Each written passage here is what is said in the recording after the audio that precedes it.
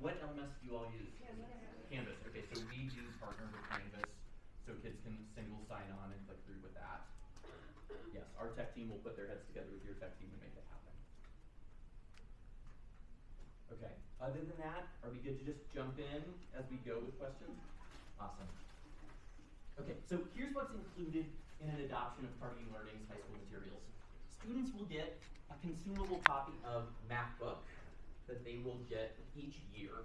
So that means that they'll be getting the latest version of it, 2 volumes of it here. So each one is half the size of what I'm holding up. If you want to strip that plastic out for us.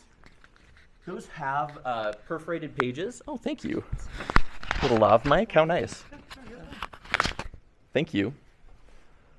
Those have perforated pages, so if you want to like chunk them out by unit or by what we call topics, they're really easy to make even more manageable bite-size packets for students. I know a lot of my high school teachers like to serve us up with packets. They'll also get a skills practice book. That's where kind of additional problems for homework will live.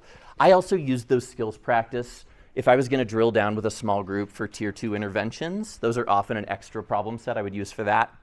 You'll get a paper copy of the teacher's implementation guide.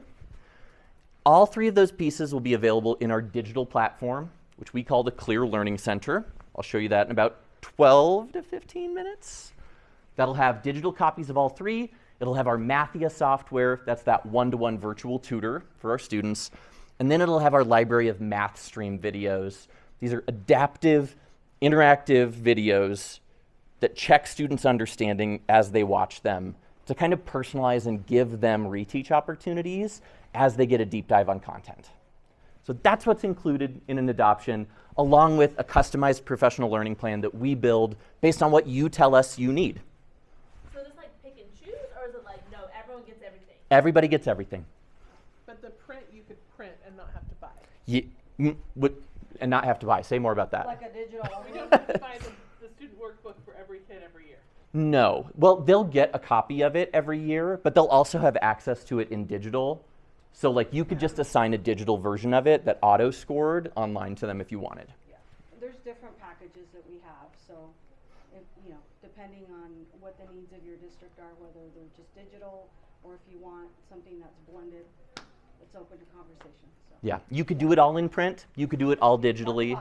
The goal is like flexibility for what works in your classroom. Yep. Everybody's a Oh, I'm going backwards. Okay, so I wouldn't be here in the room with you if we were not aligned to Utah State math standards. You can find all of this information on your reviewers page online once you have a chance to log into that site.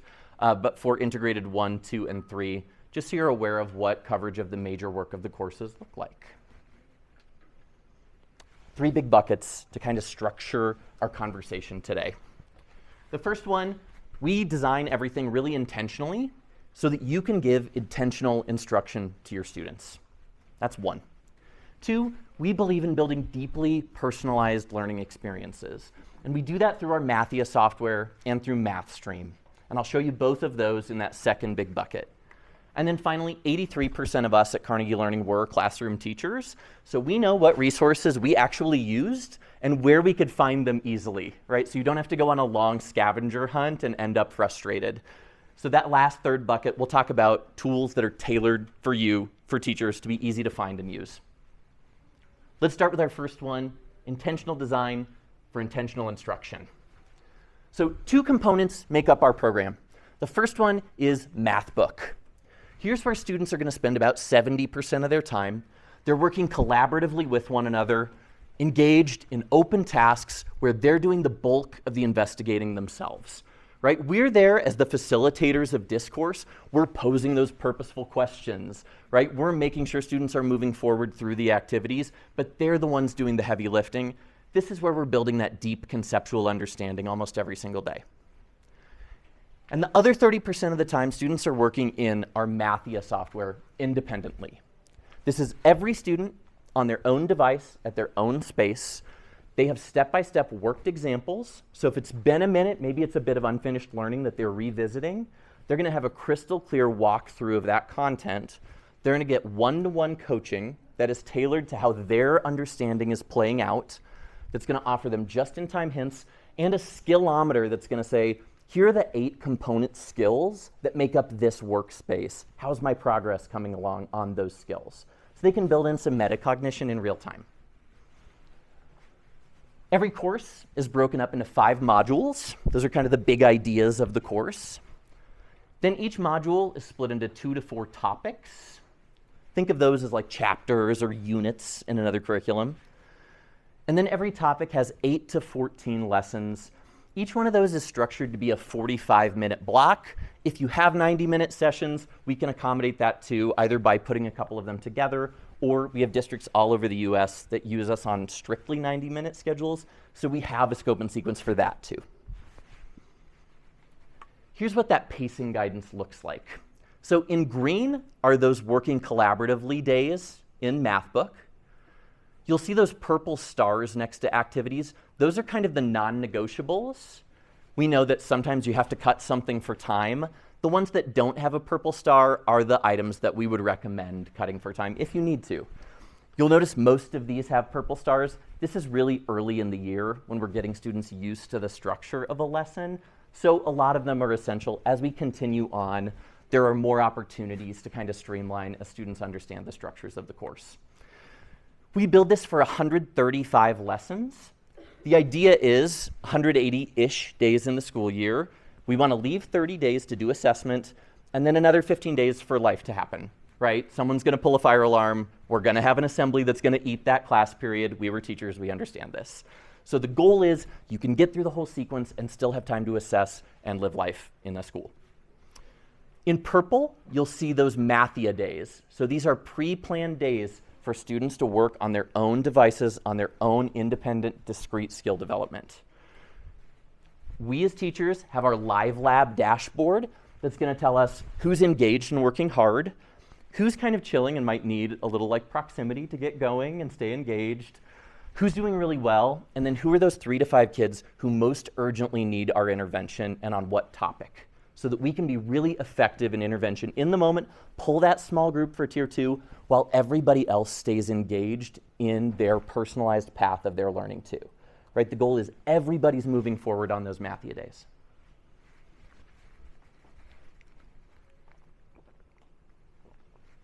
Okay, every lesson follows this 3-phase research-based instructional approach. First, we engage students. These are low-floor, high-ceiling tasks that every student in our classroom can participate in. We want to tap into their natural curiosity about the world and what knowledge they're bringing to the table about the math we're doing. Bless you. After that, we go into the develop phase.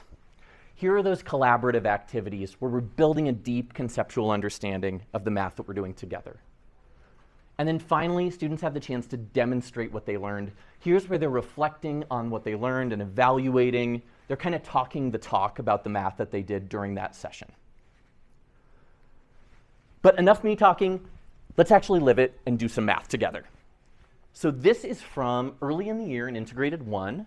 This is Module 1, Topic 1, Lesson 2. We're going to give you a set of cards for every 2 to 3 folks.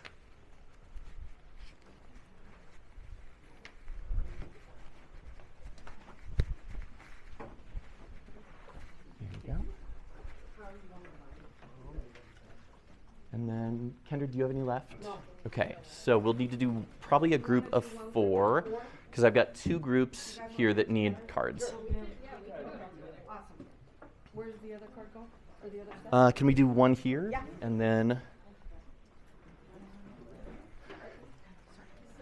do you mind joining this first group up here so that we've got 3? Perfect. Thank you. And did you all get a set of cards?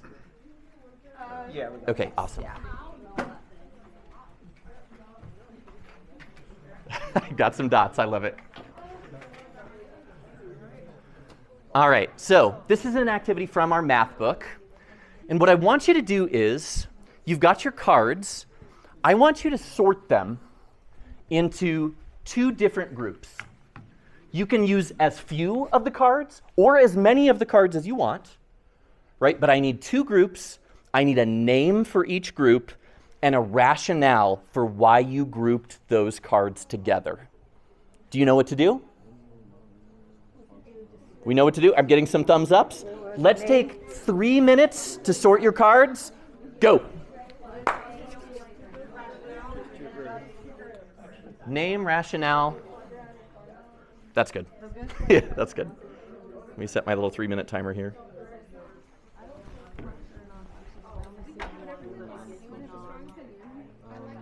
And no wrong answers, by the way. Anything goes for these. You could go linear. Actually, there's two. Some of these have linear components to them. So there's the helium's bound. Bound or linear. You know what I mean? Versus like This one they can talk if they want. we don't do infinite. Well, that's why sounds bad. Yeah. So wait, maybe something's tossed out. No, those that would be straight. This is also straight. Those are straight lines. You got to think outside the box. Here, I'll take that. Wait, I want to. What is this? Archimedes.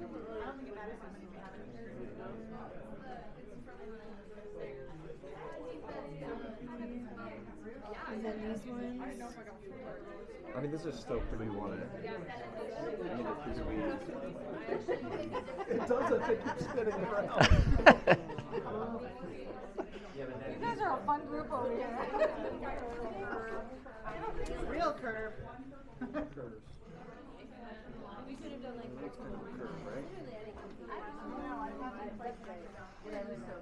If you've got your group, start talking about how students might have grouped these, right? What might students of different ability levels in your classrooms? What groups might they make?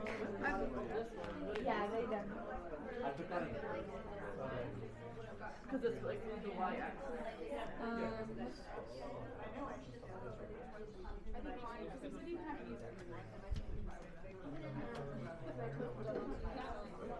I tell them they're a fun group over here. Right below pizza.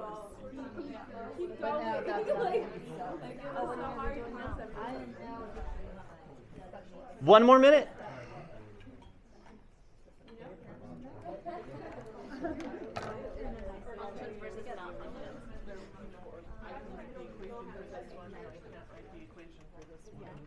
Wouldn't that be like all the But I mean, like this one, would they know how to write the equation for this one?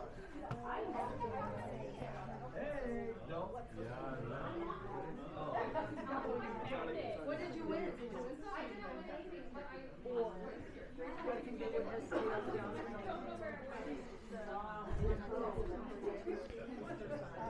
All right, that is time. Let's bring it back in 10. Wrap up those last thoughts in 5, in 4, in 3, in 2, and in 1. Yeah, it's all right. That's good. It means people are engaged in the activity, right? I'll take it. Always rather that than stony silence, you know? All right, I'd love to hear what some of the groupings that you came up with were. So I just want to whip around the outside of the room. This group, what was one of the groups that you came up with? What'd you name it, and what was your rationale for it? Symmetric and not symmetric. Okay, interesting. What symmetric in terms of like? Because like you could chop it at the y-axis or the x-axis, and it would be the same on both sides. Nice. Okay, so one group around symmetry. Nice. Thank you. Next group. We just did one group that was linear. Sure, all linear functions, right? Definitely, hopefully, a group that our students are going to have access to coming into an integrated 1 year, right? Great. Next group over here, what did you have as one of yours?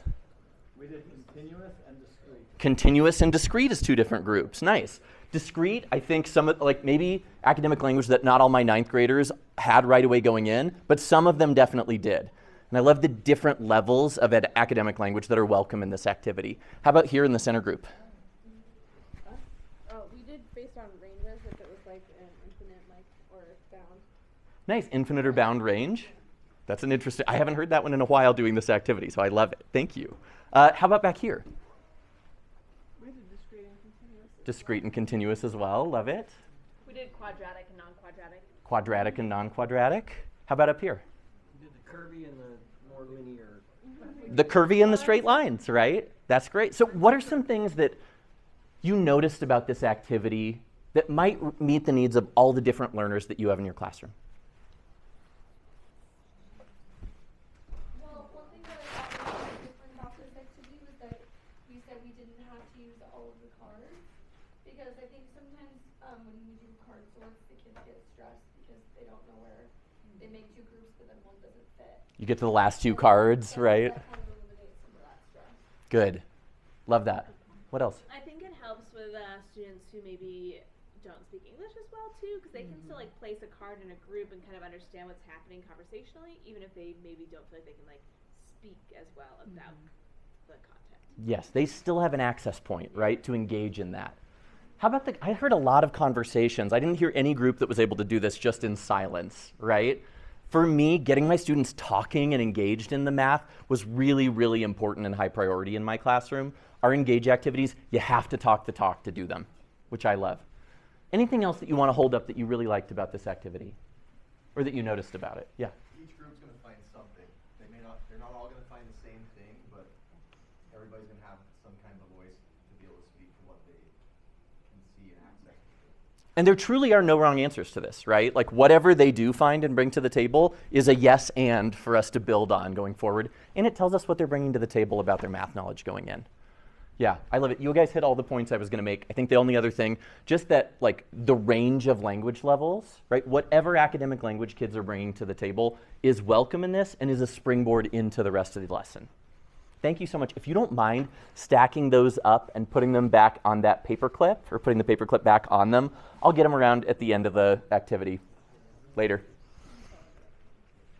Okay, so beginning of every lesson, we're huge believers in real-world context for all the math that we're doing. So it's self-evident, why are we learning this, right? So we're always going to set the stage. So for activities around functions, right, have you ever planned a party? Have you ever had to have a set amount of stuff based on how many people are going to be somewhere? Well, that really relates to what we're doing with functions. Two quantities changing in relation to one another. So as we get into the develop piece, we're going to have real-world scenarios. Students are going to have 8 real-world scenarios that they're going to match with 8 graphs. And this slide is from one of our pre-made Google slide decks. There's one for every single lesson. I know I spent an hour building a deck and then a graphic organizer for every lesson when I taught. That's done for you. Also, any of the language pieces that might be unfamiliar for students are already hyperlinked and have slides built in. So we can click corresponding and have it define what is corresponding, what's an example of things that are corresponding for our multilingual learners. We know when we support our MLLs, everybody benefits. So a few of those real-world scenarios. Somebody's cliff diving. They just refinished Casa Bonita in Denver, where I'm from, and they have cliff divers as one of the attractions. That's always what I think of when this one comes up. But it takes him 1.7 seconds to hit the water. What might that look like on a graphical representation? Then someone is cleaning their office building's 200-gallon aquarium, and the water's draining at a constant rate. What might draining at a constant rate look like in a graphical scenario? Every student's going to engage with a smartphone plan in the next 15 years of their lives, probably, right, until they go in our school. So this one has interest that's doubling each week. What might interest that doubles each week look like on a graphical representation? So it just gives them a chance to make connections between different representations and do some matching as well, hopefully in a low-stress matching situation. But one where, again, they can work collaboratively to build that conceptual understanding. They're going to have the chance to compare and contrast those graphs that they just matched, noticing similarities, differences. You'll see habits of mind named up here.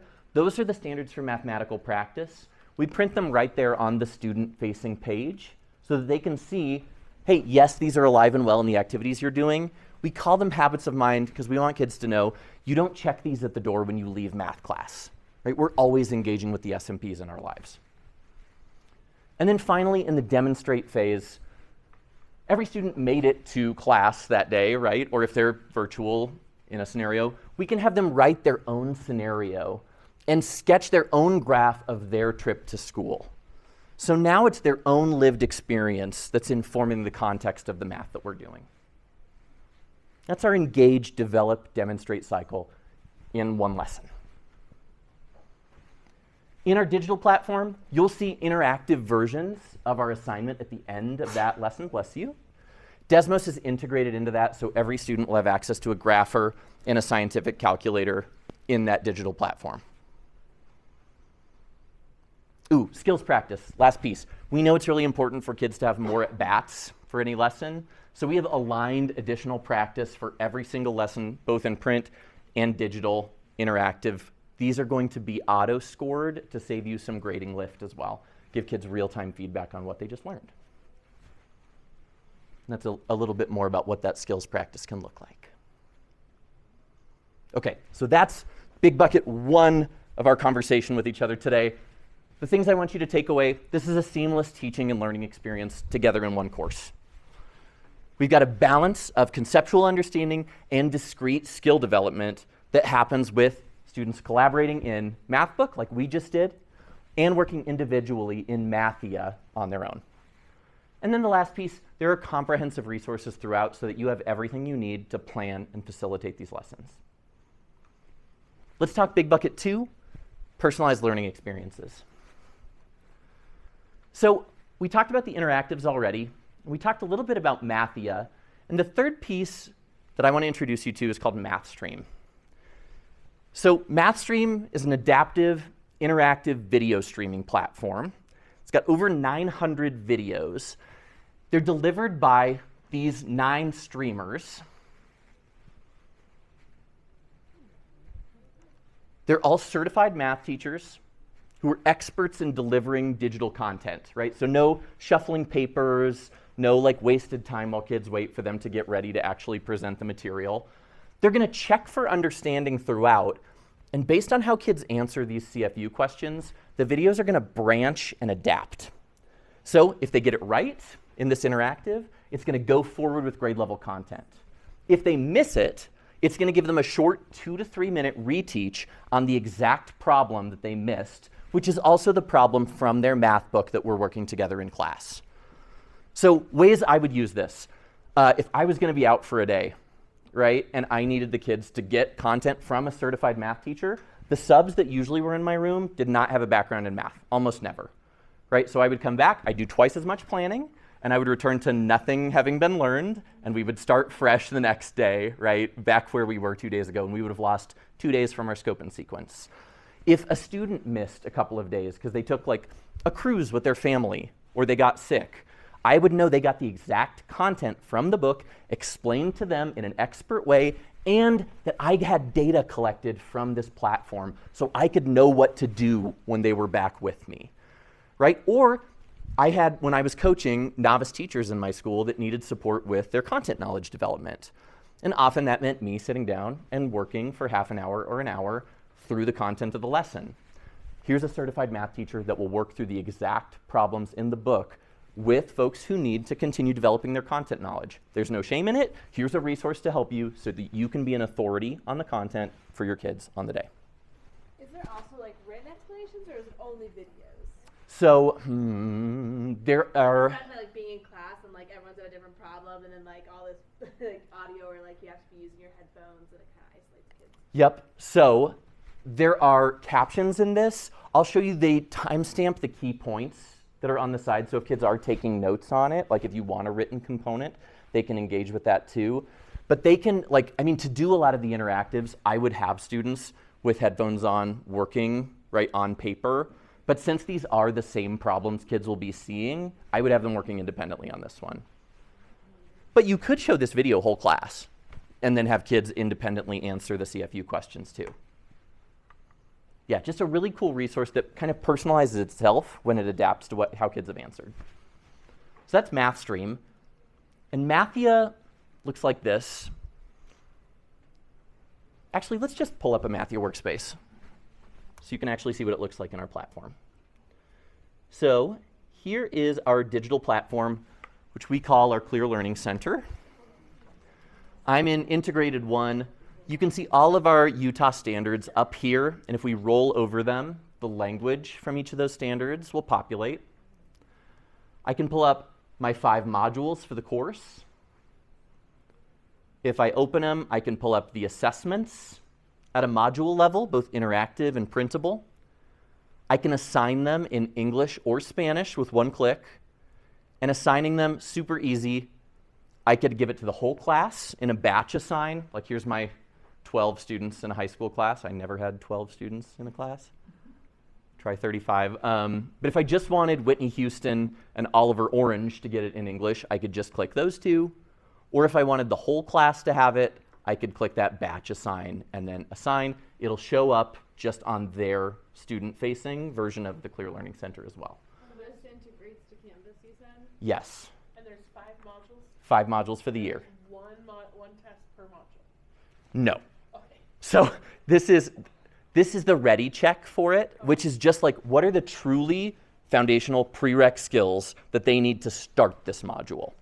Yes, let's drill down a little more. Yes, thank you for asking that, so that wasn't something we assumed that we only had one of. And then the module you said had multiple units within it. Module has 2 to 4 topics, which are units, yeah.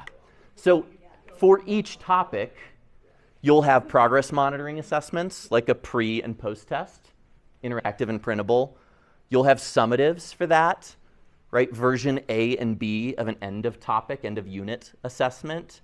You'll also have one that mimics the format of your state standardized test, and a performance task that's open-ended and shares a rubric with students, a little more competency-based learning approach, where they get that kind of really transparent, how am I going to be scored on the content that I'm engaged with here.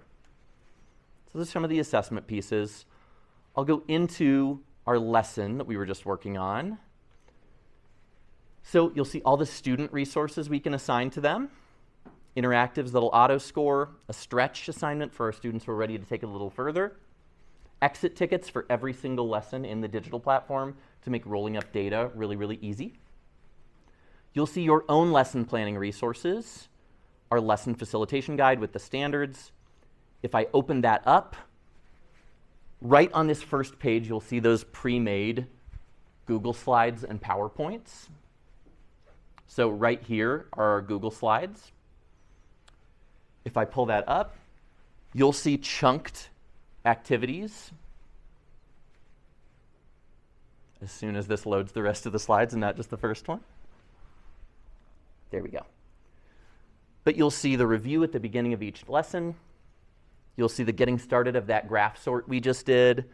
And then all of the embedded questions to support discourse, kind of those back pocket questions, are in the notes underneath each slide. You know how you can do presenter view up under slideshow?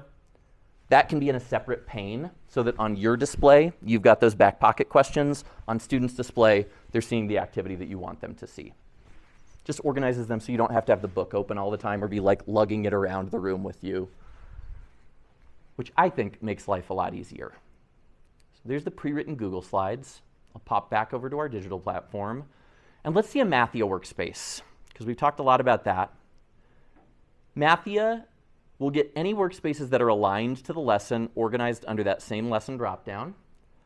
I want to do one about identifying key characteristics of graphs and functions. So I'm going to preview that one. And our Mathia interface will load up. We've got our step-by-step worked example that we could walk through, but I'm going to get right into the content, so I'm going to hit start. You can see our questions here. We've got key characteristics of graphs and functions. Google Translate can translate this into whatever language it supports. In Denver, we had a high Arabic speaking population at my school, so if I go to Arabic, it's going to one-click translate this into Arabic for students if that's their home language. Whatever language they need. I'll go back to English for the sake of our demo.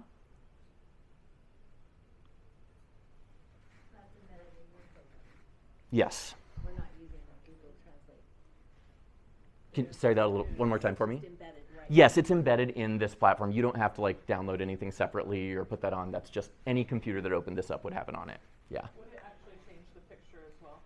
Because I noticed when you switched to Arabic, it didn't do anything to the graphic. So the idea is it's the same problem. And now every student will have their own individual problem that Mathia will generate for them. I mean, it didn't switch. I'm assuming Arabic numbers are not the same. Oh, And it Like the didn't graph switch. scale. oh, that's a good question. So I wondered if the pictures don't like that. You know, Yeah, like the numeric. maybe Arabic numbers are the same. I'm not sure. No. No, I'm not, and I honestly, I don't know that about Arabic, so that's probably not the example I should pick for what language to translate it into. But the scale does stay consistent in the number system that we started with. So, Does anyone know do Arabic use the same numbers? They're called Arabic numerals. Do they look like 1, 2, 3? Yeah. They're similar. That's where our number system's based on. okay. They're similar. Interesting digression, thank you. So as we answer these, let's say our students are rock solid with y-intercepts. They say that doesn't cross the y-axis, 0, right? They get real-time feedback that they're right, and their skillometer on the side is going to tell them, you just made some progress on this first skill. Right? That's going to update in real time, and our dashboard is going to keep us updated on how their skills are progressing. Maybe they struggled with the number of x-intercepts. They see 2 dots. Maybe they think each one of those dots is an x-intercept. They say 2. They get real-time feedback that they're incorrect. They can ask for an on-demand hint, right? Those hints will progress from like, here's a definition of what an x-intercept is. Then the next level would be like, just asking the same kind of questions you or I would ask a student, like, take a look at the graph. How many times does it cross the x-axis? And then the third one will give them the answer in the context. But Mathia's AI is going to learn, oh, you needed 2 hints, or you needed 3 hints. We need to build in more practice about this specific skill, not that one, on the next page of the workspace. What happens when you get the student that just says, solve for me, solve for me, solve for me? So these will never reach mastery if a student is like hinting their way or solve for me through it. You'll get that data that they're not progressing and they won't be able to complete the workspace that way. Yeah. We have 2 types of workspace. This is a mastery workspace. There's another one called a concept builder that's there to kind of introduce content to them. Those, they can hint their way through. They're not scored. They're there to like teach them about the concept. And here's the proving ground, right? Can't hint your way through the proving ground. You actually have to reach mastery to move forward. The thing I like to remember, the short way I like to say it, 5 different kids could take this one workspace and have 5 different experiences based on how many hints they used, how their conceptual understanding played out. Mathia personalizes that to each student's experience. It's a really powerful tool. Yeah. Oh, sorry, I thought I had a hand. Let's look at a math stream, because I told you about that one, and I think it's really fun to see how it branches and actually get a feel for that. So here in our search function, we can search for anything by keyword or standard. I know sometimes that's helpful for me because I don't remember the standard language always, but I know my kid needs to work on proportions. So I can just type in proportions, and here's every asset related to proportions in our whole program 6 through 12. You can assign things below, you can assign things above, whatever's appropriate for your students. You're the experts. We want you to have that flexibility. So let's go linear and nonlinear here. And I just want to see the math streams. Great that we have 494 resources, but I just want the one I'm looking for. Here we go.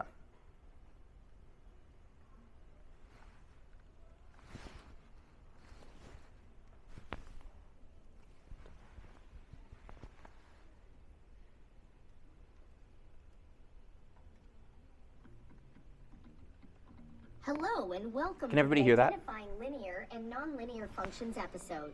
Today you will be taught by Mr. Wah, who was in marching band in high school and college. Hi, I just learned some mathematical advancements, so please do them with me. All right, we have the quadratic group. We have the cubic group. They're all going to start with kind of a fun, engaging way. This is Mr. Hua. I followed him on Twitter for like 10 years, and then I started working at Carnegie, and I was like, oh, it's my like parasocial friend that I've known online forever. So they'll all start out with a fun, engaging hook. You can see these little kind of nodes, the little lighter colored dots. Those are the checks for understanding throughout. So I'll skip forward a little bit. We can scrub forward. Kids can't. We want them to actually watch the video. Is a function whose graph is a straight line. let's take a look at these two examples that represented my dance moves earlier. So on the left, we see a straight line, and it is a function. So we call this a linear function. You see on the left side, a linear function is a function whose graph is a straight line, and it's time-stamped. So if kids are at home taking notes just of the key points here, they can capture what was critical from this video. I'm going to scrub forward to that first CFU. All right, now it's your turn. Determine whether each graph represents a linear function or a nonlinear function. Give it a try. All right, linear or nonlinear, we're classifying each function. Bless you. I see we've got a linear function in the middle, and we've got nonlinear functions on the sides. So let's get this one correct. You can see we can ask for hints here or open our locker. That's a place where kids can like spend the currency they earn in the game to put up like stickers or buy their avatar's clothes, right? Just kind of personalize it and give them a little more agency in what their online space looks like. But let's submit our answer. Hey, we got it right. We earned 20 coins, little gamified element to buy those clothing items or whatever. They can give some feedback on the question if they're feeling good or bad about it. When we go back to the video, it's going to drop us right back in with grade level instruction. On the left, we have the graph of y equals. Because we were right, Howie's going forward and talking about a symbolic representation. Because b is just 0. So any function. I'm going to scrub forward to the next check for understanding. Exponent of 1. So we see x in the exponent here, so that does not represent whether these functions represent linear or nonlinear functions. Let's miss this one to see what happens when it actually branches and gives us a reteach. So maybe I got, sorry, this is a little small. There we go. Maybe I correctly got that a constant function is linear and that this first order function is linear, but maybe I didn't quite get that as that degree gets higher, that it becomes nonlinear. So maybe I say these two are linear as well. I'll submit that answer and see what we learn. Okay, we get real-time feedback. These were right, these were wrong. If I zoom out a little, we get a little encouragement. Again, we can rate the item. But this time, when we missed it, all right, let's do this one together. Here's the exact one we missed. Let's do this one together. Short, 2:22 length, right? 2-minute, 22-second reteach on that exact content. After this, it'll go right back into the grade level instruction that all of our students are receiving. It branches off, but then it rejoins the main timeline so that everybody still gets that great grade level instruction that we want them to have, but in a way that's also personalized. So that's MathStream. Really cool, powerful tool. Everyone has the same exact questions? On MathStream, yes. On Mathia, no. Mathia, each student will get randomly generated their own item. The goal of that is when they're having conversations about this question, it's how did you get this? Not like what did you get for number 3, right? We want students to be able to collaborate on Mathia. This is more intentionally kind of a one-on-one tool, although you can use it whole class if you want to show the video that way too. Question over here? Yeah, can you increase the playback speed? You can slow it down, but I don't believe right now you can increase it. Let me check. I think all we have is normal and 0.75 at the moment. Yeah. And I think the thought behind that is just that students get it at a pace where they're not sprinting through it to get the video over with, but not absorbing the content. Sometimes for me as a teacher, I'm like, can we get this moving? But I understand the main purpose of this is to be student-facing too. So, yeah. Okay, that's MathStream. I'll pop back over. We can talk tools tailored for teachers. And then we will kind of put a bow on our time and have some time for questions at the end.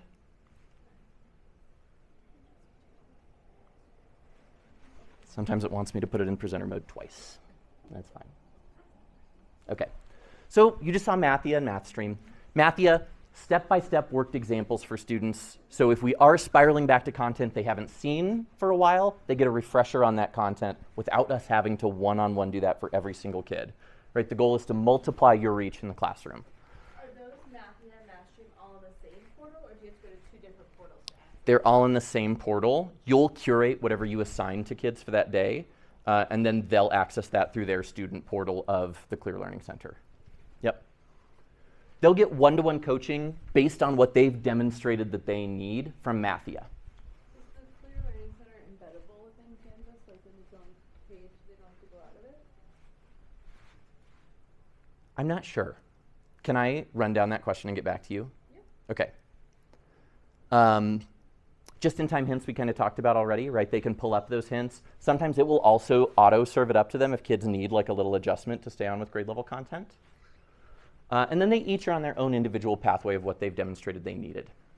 I just love to pause for a sec and just hear like reflections or excitements about Mathia and MathStream and how you see those kind of multiplying your reach with students in your classrooms.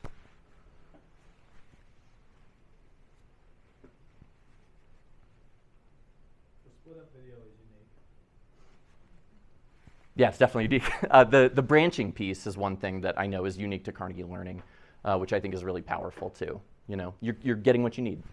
Yeah. So with Mathia, I'm just thinking of essentially using that as kind of like a homework platform. Sure. How does it track grading or scores, or like how does that work if they're all kind of doing that? So it's going to generate a whole suite of reports. It's going to tell you how many problems they attempted, like what their performance was on each of the discrete skills that made up that workspace. It's going to collect that data over a long period of time, and then it's going to help like give you guidance about, like if we're looking toward an end of course state assessment, which pieces are really critical for that to get a student who's like on the brink of being proficient from partial over that hump. So in that, there's like a data insights piece on the Clear Learning Center that'll summarize everything that we've learned from students' engagement with Mathia. But I've had a lot of teachers use it as a homework resource, like you're saying. So you pull the score based off the report, but it doesn't like you can't assign like, okay, I want them to be at this level on this skill, and once they're at that level, then they get 100%. But if they're, not quite proficient yet, they get a little bit lower. Like, is that integrated into that, or? So Mathia isn't going to generate like a grade for you based on what comes out of it, but like you could look at the progress that they, like how many problems they attempted, right? Like let's say you said, I want you to attempt, like if the goal is like growth for students, I want you all to attempt like 30 problems in this session, or if Mathia deems that you mastered it sooner, great, you mastered it sooner, right? And then you could give them a score based on like, did they persist with that through those 30 problems, even if they weren't quite getting there at the end of that time, right? Or you could say, until you master these two workspaces. We don't want it to be like an infinite period of time that they're working on homework, obviously, but there are different ways that you could assign that to kind of get to that goal. I think you'd have to kind of decide how you wanted to use it as a grading tool on your own. Sorry, that's not like a perfect answer of like, here's how it was in my grade book, but. But then MathStream does grade assignments for you? It pulls data. So like when kids answer those check for understanding questions, you'll get a report from that at the end of each stream. So it'll say like students answered 3 out of the 4 CFUs correctly, right? These 3 students did that. These 3 students had trouble with the second check for understanding. Let's revisit that at the beginning of the next day of class or whatever. And then all of the assessments will be auto-scored in those interactives, so you can pull that data right away. I just feel like you're thinking of those students that like are on derivative, that don't like to ask you questions, that are trying to read through it and figure it out on their own. It would be nice that now they have a video of Howie instead. Mm-hmm. You know what I mean? Yeah, an engaging personality to actually walk them through it. To read through it themselves, like they're not very good at that. Mm-hmm. Yeah, I'd like to echo that too. A few years ago, I started using a young lady on YouTube, Math PFF. Mm-hmm. Just a 3-minute video, basically to enhance or repeat what I taught them. Their attention seems to perk up when they hear a different voice. I was going to say the same thing. Varying the voice. I mean, I even think that when I'm talking to a group of teachers, if if Kendra jumps in and says something that's like, oh, someone else, it's refreshing, right? And it does perk your ears up in a different way. It's no slight against any of us. It's just how we like novelty. People like novel and new things. Yeah, I agree. Thanks for those reflections. I want to make sure we wrap at 3:30? Okay. 3:30? It's 3:09. 3:20. Oh, we wrap at 3:20. Perfect. Well, then we have 11 minutes left, and I put an extra 10 on our timer. Live lab. So this is what your dashboard is going to look like when kids are working in Mathia. So you'll see their names, and then you'll see if they're working hard or if they're idle. It'll say monitor. That means that might be the table that I'm drifting over to and making sure that we're actually engaged in Mathia before I go back to circulating. You'll also see a little life preserver icon. Those are the kids that you need to intervene with now, right? Like the 3 to 5 kids who are most urgently in need of intervention. If you roll over their name, it'll give you a little pop-up of what topic they need support with. I love this because if 3 of those kids need the same support, right away, tier 2, small group, here we go. Let's go off to the side at my table. I'm going to pull a skills practice and we can work on it together. If it's just one student who's been struggling with the same thing, maybe a math stream would be a really good in-depth virtual teacher facilitated tier 3 support for that student as well. Just lets us keep tabs on what everybody is doing so that they're all engaged and moving forward. That was big bucket 2. So some highlights. We know productive struggle is so important for kids to actually grow. MathStream and Mathia are designed to let kids face challenge, engage in productive struggle, while still collecting data for us so we know what to do next, right? We want kids to be confident, doers and thinkers of math so that they build a strong math identity. That's what these tools have been designed to do based on our research. Last big bucket, and I'll go fast through this one by necessity, but also because it's the shortest one. So all of our tools are built to be easy to use. You saw most of these earlier when I was in our digital platform, so I won't linger on many of them. Learning goals for every lesson and the standards, right? Guidance about pacing, how long should each activity take and how many days. Pre-made Google Slides and PowerPoints. An overview video for the lesson. If you're new to like integrated 3, it might be nice to just have somebody talk through what the math you're doing is in 2 minutes. Right? Again, great for newer teachers, or if you just changed grade levels. I changed around every couple of years. That would be really helpful for me. Multilingual Learner Support Handbook, a whole separate resource.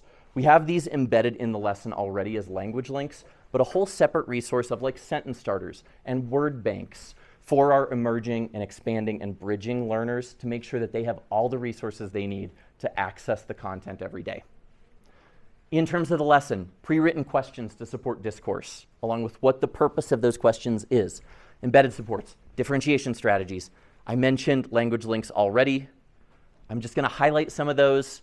You'll see those questions to support discourse underneath each activity, along with the purpose that they serve. You'll see strategies for chunking the activity. Student look-fors. As kids are working, what should I be checking for as I circulate and navigate around the room?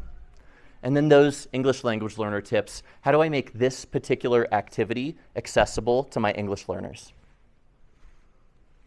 We talked about Mathia reports a little bit before. Here's what those look like. So we can group that based on their progress, based on how many sessions they've completed and how many problems they needed to get through those sessions, which standards they're making progress on, which skills are at play in those workspaces that they've completed. And then this is a predictive metric we call applause. It's an adaptive personalized learning score. You see where it says 67.6%? If that number is 70% or above, our research says students are 95% likely to pass their end of course state assessment. So just a really powerful tool. We know it's not the end all and be all, right? Like it's one way of measuring where our kids are. But if I had a tool where a month or 2 in advance, I knew the 3 skills we needed to work to move a kid from partial to proficient or from proficient to advanced, I know we could have moved about 10 more kids a year in each of my classes. That would have made a huge difference for me. Can the students see that number? Their applause score? Yeah. I think so. I'm pretty sure yes. You can share it with them for sure, but I think they also have access to it on their dashboard. We believe assessment's an arc, not a one-time event, something that's happening all the time. So we want to give you resources to act accordingly. We got to look at all of these already in the Clear Learning Center, but it's just a summary of those pieces. We talked about the Clear Learning Center. You got to see it. Last thing, professional learning. We custom build PL for what you tell us you need. So for every adoption, we will come out and make sure you get trained, you feel confident and set up, whether that's in person or virtual, whatever you need. But then beyond that, maybe it's like a group of teachers that need support with quadratics or in like a content academy. we will plan that, come out, execute it with that group of teachers. Maybe it's teaching a model lesson in a few different classrooms of teachers that either are going to be our coaches in our model classrooms or that are really struggling and just need targeted support. Whatever it is, tell us. We custom build that PL and come out and execute it in classrooms so that you get what you need and that it's not a waste of your time, right? We know that's precious, precious time when we get time with a sub, right? When we're able to learn and work on our own practice, we want to make the most of that. Those were our 3 big buckets from our conversation. I just want to say thank you so much for your time and your engagement. This was such a fun room of folks to be in. I want to open up the floor for questions in our last 5 minutes here. And then, yeah, just say we really hope you'll choose to partner with us for high school mathematics going forward. Thank you. What questions do you have? Oh, yeah, and I can come around and get cards while we do this. Yeah. A demo site we can go on? Yes. So. There's a link. What would you guys, Allison? Should I send it to you and you can send it out? Sure. Or what's that link that we had that? Where did I see it? If you go to carnegielearning.com, there's a section where you can go in and it'll say try. It'll have you fill out your basic information, your name, your school. You'll need a school email, and it'll get approved. So you'll get an automatic email that will be generated. You don't have to be. You don't have to be. You can do it all. Sometimes I would take the pre-written questions and have them on like a little note card, or right now when you do questioning, like how do you have your questions? Do you keep them on like a clipboard or something, or? Usually they're like in the current curriculum we have. The kids are completely following the prompts already. Okay. So a lot of like what we follow up with on our questions are rephrases of what they're asking. Got it. Okay. So you're like revoicing and then you're kind of like responding on the fly rather than having like a pre-written bank. So you can, sorry, 1 second, then I want to answer your question. You can have it on an iPad if you want to, or on your display. Like if I check in on my pre-written questions, I'd have them up there. But usually, when I was planning, I'd write 5 or so assessing and advancing questions, and I just have them somewhere, but I think they're in our print resource, or you can have them in your digital display too. Yeah. So I guess I'm having an issue with not having very clear set, like, because Matthew sounds like it's like, oh, working on time. But if the students don't know, like, hey, you need to be here by the end of class today, it's going to be hard for them and for me to differentiate where they're at, So, like, I guess what I'm wondering is, like, for the Matthew thing, like, do you assign problems or something, or like, how does that work out? So you assign them a workspace, and then that works like what we just did on the, key features of graphs and functions, right? So I would assign them that workspace, and then they would work through those 8 component skills from the skillometer until they master those 8. And that workspace just contains that. If I wanted them to work on another workspace, I could assign them another one. Thank you. So is the idea then that they master all those skills, those 8 skills in that workspace? And like, is that something they do? Like, that should be something within like 1 lesson or 2 lessons, or like, how does that work? Yeah, so the hope is that they're able to complete that workspace during the 1 45-minute session. Some kids who are like rocking it might finish 2 Mathia workspaces during a 45-minute session, and that's okay too. It just gives us an opportunity to assign an appropriate amount for them. You mean like it was broken up into those 7 or 8 sessions? Yeah, so like by a session I mean a 45-minute block in class. Because what I was thinking is I like the routine of like there's a lesson and then I would just implement the math in the section. We're supposed to put them in the same class, but 80-minute periods. Oh, nice. Okay, so you could probably get a lesson and a Mathia workspace, right? Right. Right. But so the Mathia workspace is I guess I'm wondering if, like, I'm just trying to figure out how to do the grading, because I don't want that to be an excessive amount of work. Of course. To like, be like, hey, like, you did this year. Right. Right. And I think that's helpful to them. They get to see, okay, like, I'm making progress, I'm doing the right things. Totally. But so the only way to do that is through reports. That's how I would use the reports. And for me, it's like it's just a lot of work. To click on the report section. Well, not just click, just to look through for each student and decide, oh, they deserve this grade, they deserve that. Like, I like to know, like, if I give them a grade based on just their proficiency, like if they master half the skills, for example, Okay. Got it. 8 of this 10 skills, let's say. So you can see the whole class's proficiency in one report for that subject. So if you were going to do like all their grades for that based on that, you could pull all their proficiency scores from that one Mathia workspace. Like, I think when you get digital access, go into the reports and play with like some of the ways that Mathia could